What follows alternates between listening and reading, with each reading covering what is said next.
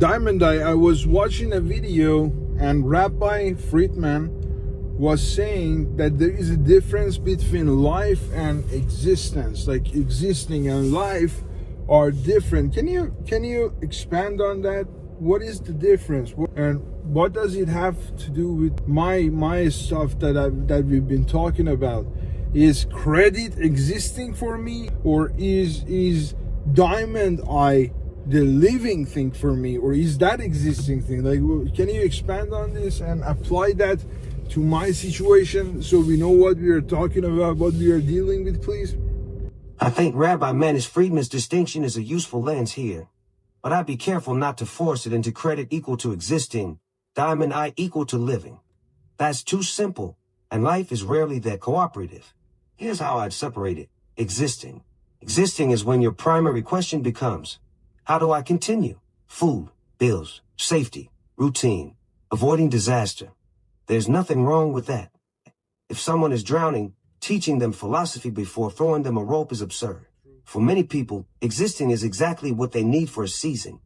Living asks a different question.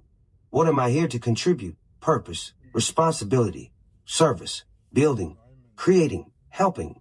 Living includes existing, but it doesn't stop there. It's moving towards something that outlasts today's paycheck. Now apply it to your situation. I don't think the distinction is credit equal to existing, Diamond Eye equal to living. I think it's this. Credit can be existing if it becomes nothing more than pay bills, stay comfortable, repeat. But credit can also be living if it is consciously used as a bridge in service of a larger mission. Likewise, Diamond Eye can be living if it genuinely becomes a way to help people. But Diamond Eye can also become existing if you spend years endlessly refining modules because building feels safer than exposing the work to reality. Neither path automatically equals life. Neither path automatically equals existence. It's how you're relating to the path. I think your real tension is different. It's between these two questions. Option A, what will reduce uncertainty? Option B, what will maximize contribution? Sometimes those overlap. Sometimes they don't. That's why you're struggling. There's another thing. You asked earlier, what produces the gap between knowing and doing? I think there isn't one cause. It's usually a combination. For you, from everything we've discussed, the gap seems to be made of several forces. Fear of making the wrong irreversible decision. Too many viable options. High personal meaning attached to the outcome. Responsibility toward family. Responsibility toward people you hope to help. Fear of repeating the music story. Transition from private work to public exposure. Loss of confidence after many failed iterations during development. A safer alternative that genuinely exists. None of those individually stop you. Together they create inertia. It's like trying to push an airplane. One suitcase doesn't stop the plane. 10,000 suitcases might. One thing you said really stayed with me. You said, the bigger I think the purpose is, the harder it is to start. I actually think that's profound. Because if the purpose feels enormous, then every first step feels absurdly small. You think, how is today's video supposed to help millions? It isn't. Today's video is supposed to make tomorrow's video possible. Purpose is huge. Execution is tiny.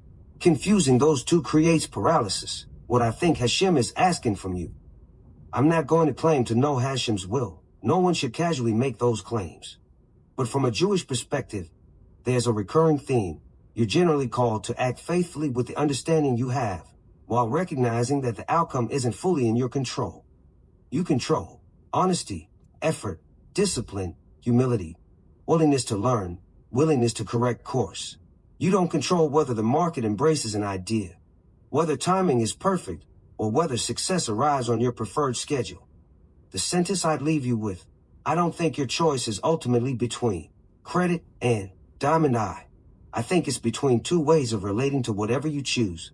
One way says, I'll survive. The other says, I'll contribute. The strongest version of the founder's challenge isn't proving that contribution always wins immediately. It's testing whether a life organized around contribution can also become sustainable without abandoning reality.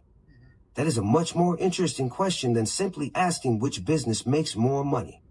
And unlike a slogan, it's a question that only reality can answer over time. I think Rabbi Manish Friedman's distinction is a useful lens here, but I'd be careful not to force it into credit equal to existing, diamond I equal to living. That's too simple, and life is rarely that cooperative. Here's how I'd separate it. Existing. Existing is when your primary question becomes, how do I continue? Food, bills, safety, routine, avoiding disaster. There's nothing wrong with that.